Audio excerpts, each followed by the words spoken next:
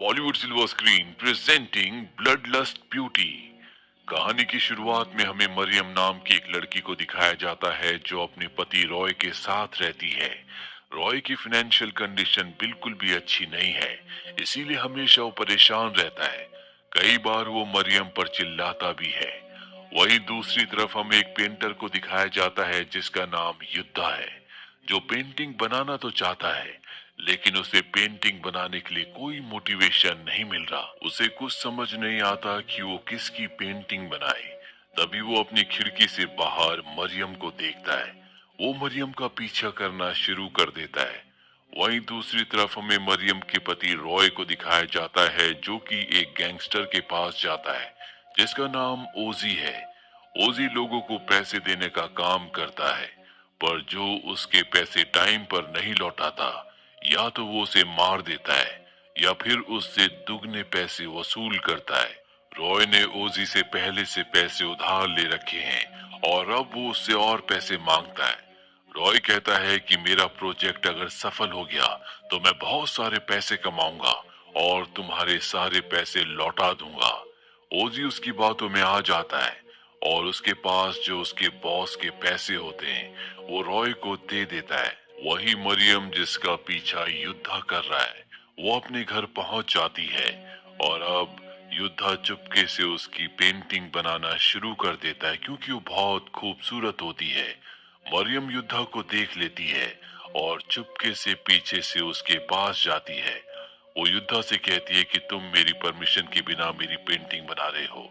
युद्धा मरियम से माफी मांगता है और कहता है कि मैं एक पेंटर हूँ और तुम मेरी पेंटिंग के लिए परफेक्ट हो, इसीलिए मैं तुम्हारी पेंटिंग बना रहा था। मरियम उसका सच जानने के बाद उसे माफ कर देती है और कहती है क्या तुम मेरी और मेरे पति की पेंटिंग बना सकते हो। युद्धा पेंटिंग बनाने के लिए राजी हो जाता है और पूछता है कि पेंटिंग कब बनानी है। मरियम कहती है इसके लिए मुझे अपने पति से पूछना होगा, जल्दी मैं तुम्हें बता दूंगी। हालांकि युद्धा पेंटिंग बनाने के लिए तैयार तो हो गया है, लेकिन अंदर ही अंदर कहीं न कहीं वो उदास है क्योंकि उसे लगा था कि मरियम सिंगल है, पर उसकी शादी हो चुकी है और युद्धा कहीं न कहीं उसके प्रति आकर्षित होता है। शाम को जब मरियम का पति रॉय घर आता है तो मरियम कहती है क्यों ना हम अपनी पेंटिंग बनवाए। रॉय कहता है कि वैसे भी पैसों की बहुत कमी है, इस वक्त मैं और खर्चे बर्दाश्त नहीं कर सकता। मरियम कहती है कि एक पेंटर है जो हमारी पेंटिंग फ्री में बनाना चाहता है। रॉय को जब पता चलता है कि पेंटर फ्री में पेंटिंग बनाएगा तो वो मान जाता है।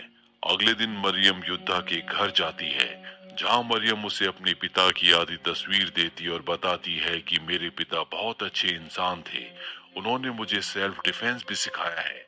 जिसके बाद मरियम कई दिनों तक युद्धा के घर जाती है ताकि वो उसकी एक बेहतरीन पेंटिंग बना सके। अब एक दिन रॉय जब अपने घर पर फोन करता है तो फोन उसकी मेड उठाती है। वो मरियम के बारे में पूछता है। मेड बताती है कि वो अपनी पेंटिंग बनवाने के लिए गई है। रॉय को मरियम पर शक होना शुरू हो जाता है। उसे लगता है कि मरियम उसे कहीं न कहीं धोखा दे रही है। शाम को रॉय जब अपने घर की तरफ जा रहा होता है तभी गैंगस्टर ओजी के कुछ लोग आते हैं जो उसे गाड़ी में डालकर ओजी के पास ले जाते हैं, जहां पर ओजी उसे मारता और कहता है कि तुम्हें मेरे पैसे लौटाने होंगे। वहां से रॉय अपने पार्टनर को कॉल करता है और पूछता है कि प्रोजेक्ट का क्या हुआ। उसका पार्टनर कहता है कि पुलिस ने छापा मार दिया, हमारा पूरा प्रोजेक्ट फेल हो चुका है। ये सुनकर रॉय घबरा जाता है। गैंगस्टर ओजी उसके एक्सप्रेशन देखकर समझ जाता है कि अब वो उसके पैसे लौटा नहीं सकता, इसीलिए वो उसकी उंगलियां काटने वाला होता है कि तभी रॉय कहता है कि मैं अपना घर बेचकर तुम्हारे पैसे लौटा दूंगा। जिस पर वो गैंगस्टर मान जाता है और उसे एक और मौका देता है। पर सबसे बड़ी मुसीबत ये थी कि वो घर उसके नाम नहीं बल्कि मरियम के नाम है, क्योंकि मरियम के पिता ने वो घर अपनी बेटी मरियम को गिफ्ट के तौर पर दिया था। वहीं मरियम को घर पर दिखाया जाता है जो युद्धा की बनाई हुई तस्वीर को दीवार पर लगा रही होती है। साथ ही घर में एक नकाबपोश भी होता है। मरियम पेंटिंग लगाने के बाद जब डाइनिंग के पास आती है तो देखती है कि वहां पर किसी ने उसकी बिल्ली को मार दिया है, जो देखकर वो जोर जोर से चिल्लाना शुरू कर देती है। उसकी आवाज सुनकर युद्धा घर के अंदर आ जाता है और उसे शांत करने की कोशिश करता है। वहीं मेड भी इन दोनों को एक साथ देख लेती है। अब कुछ देर बाद जब मरियम शांत हो जाती है तो वो युद्धा को वहां से जाने के लिए कहती है, क्योंकि रॉय के घर आने का वक्त हो चुका है और अगर रॉय ने इन दोनों को एक साथ देख लिया तो वो उसके ऊपर बहुत चिल्लाएगा। इसीलिए युद्धा वहां से चला जाता है। रॉय जब घर आता और उसे पता चलता है कि किसी ने बिल्ली को मार दिया तो मरियम से कहता है कि हम इस घर को बेच देते हैं, पर मरियम साफ साफ मना कर देती है। वो कहती है कि ये मेरे पिता की आखिरी निशानी है, मैं इस घर को नहीं बेचूंगी। ये सुनकर रॉय परेशान हो जाता है, क्योंकि बिल्ली को उसी ने मारा था। ये उसी का प्लान था कि बिल्ली को मारने के बाद वो मरियम को घर बेचने के लिए कन्विंस कर देगा, पर अब उसका प्लान फेल हो चुका है। रॉय इस पर चिल्लाना शुरू कर देता है और कहता है, तुम तो बस उस पेंटर के पीछे पागल हो, मेरी तुम्हें कोई परवाह नहीं है। ये कहकर वो अपनी गाड़ी लेकर निकल जाता है, जिसके बाद वो गैंगस्टर ओजी को कॉल करता है और अब ये दोनों के दोनों मिलकर मरियम को मारने का प्लान बनाते हैं, क्योंकि अगर मरियम मारी गई तो घर अपने आप ही रॉय के नाम हो जाएगा, जिसके बाद वो ओजी के सारे पैसे लौटा देगा। दरअसल रॉय को ये लगता है कि उसकी पत्नी मरियम का पेंटर युद्धा के साथ अफेयर है। ये भी एक कारण होता है कि अब वो मरियम को मारना चाहता है और मरियम को मारने के बाद उसकी मौत का इल्जाम ये युद्धा के ऊपर लगा देंगे। इसीलिए ओजी के आदमी अपने प्लान को अंजाम देने के लिए युद्धा और मरियम को घर से उठा लेते हैं। रात को रॉय जब अपने घर पर होता है तो उसे मरियम के साथ बिताए हुए पल याद आते हैं, जिसके बाद उसे अपनी गलती का एहसास होता है। वो गैंगस्टर ओजी को कॉल करता और कहता है कि तुम मरियम के साथ कुछ नहीं करोगी, लेकिन अब बहुत देर हो चुकी है, क्योंकि गैंगस्टर ओजी बहुत ही बुरा इंसान होता है। वो मरियम को अपने आदमियों को दे देता है, जिसके बाद उसके आदमी मरियम की इज्जत लूटने की कोशिश करते हैं, लेकिन मरियम के पिता ने उसे सेल्फ डिफेंस सिखाया था और उसी सेल्फ डिफेंस की मदद से वो वहां से भागने में कामयाब हो जाती है। युद्धा भी किसी तरह से अपने आप को छुड़ाकर वहां से भागने की कोशिश करता है, लेकिन ओजी के आदमी उसे पकड़कर बहुत बुरी तरह से घायल कर देते हैं। वही मरियम भागते भागते एक ब्रिज तक पहुंच जाती है, जहां पर सामने से उसे एक गाड़ी आती हुई नजर आती है, जिसे वो रोक कर मदद मांगती है। लेकिन उस गाड़ी में गैंगस्टर ओजी होता है, जो उसे एक बार फिर से पकड़ लेता है। ओजी के लोग भी यहाँ पर पहुंच जाते हैं, जो मरियम को मार देते हैं और उसे ब्रिज से नीचे फेंक देते हैं। युद्धा ये सब कुछ देख लेता है और वो पुलिस को सब कुछ बताता है, लेकिन धीरे धीरे वो खुद ही इस केस में फंसने लगता है। वहीं अब रॉय को दिखाया जाता है, जो सो रहा था। तभी उसे उसकी बिल्ली दिखती है, जिसे उसने खुद मारा था। उसके शरीर से खून बह रहा होता है। साथ ही वो अपनी पत्नी मरियम को भी देखता है, पर अगले पल उसकी नींद खुल जाती है। दरअसल ये उसका सपना था। अब उसे इस तरह के कई बार सपने आते हैं, पर उसकी सबसे बड़ी प्रॉब्लम ये होती है कि अब तक मरियम का डेथ सर्टिफिकेट नहीं आया, जिसका वो इंतजार कर रहा है, ताकि डेथ सर्टिफिकेट मिलने के बाद वो इस घर को बेचकर ओजी के सारे पैसे लौटा दे। वहीं पूरे शहर में बात फैल जाती है कि ब्रिज पर मरियम का भूत रहता है। कहीं न कहीं ये बात सच भी होती है, क्योंकि हमें ब्रिज पर मरियम को दिखाया जाता है, जो ओजी के एक आदमी को मार देती है। और अब ओजी के बाकी के जितने भी लोग होते हैं जिन्होंने मरियम को मारा था, वो सब के सब डर जाते हैं। इन्हें लगता है कि आज नहीं तो कल मरियम इन सब को मार देगी, लेकिन ओजी उन सब को समझाता है कि इस दुनिया में भूत वूत कुछ नहीं होता, तुम्हें किसी से डरने की कोई जरूरत नहीं है। वहीं दूसरी तरफ युद्धा को दिखाया जाता है, जो एक दुकान पर बैठा हुआ होता है, जहां पर कुछ लोग बात कर रहे होते हैं कि मरियम मरने के बाद भूत बन गई है और वो अपनी मौत का बदला ले रही है। लेकिन युद्धा कहता है कि मरियम बहुत अच्छी लड़की थी, वो कभी ऐसा नहीं कर सकती।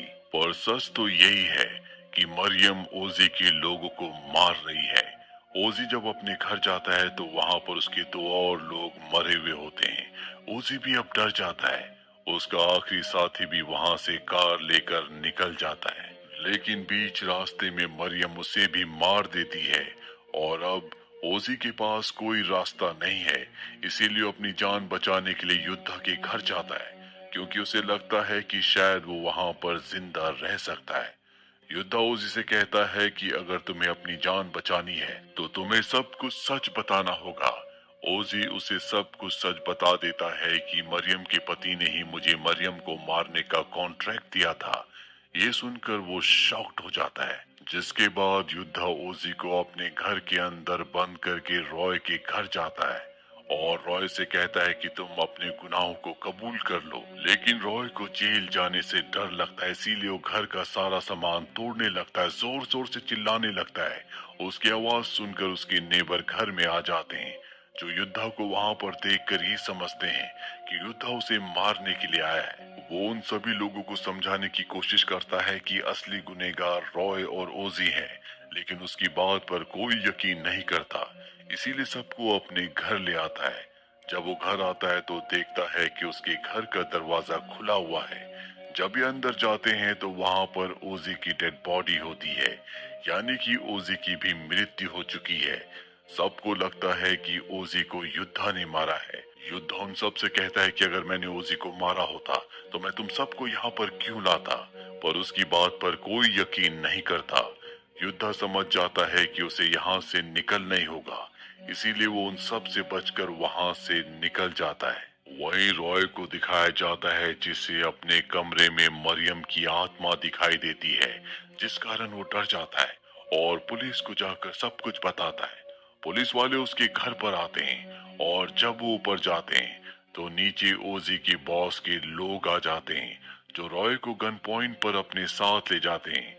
ओजी का बॉस रॉय से कहता है कि जो पैसे ओजी ने तुम्हें दिए थे, दरअसल वो पैसे मेरे थे और अब तुम्हें पैसे मुझे लौटाने होंगे। रॉय को कुछ समझ नहीं आता कि उसे अब क्या करना चाहिए, पर सबसे पहले वो मरियम से छुटकारा चाहता है, इसीलिए वो एक तांत्रिक के पास जाता है और उस तांत्रिक को ब्रिज के पास ले जाता है ताकि वो उसकी पत्नी मरियम की आत्मा को काबू में कर सके।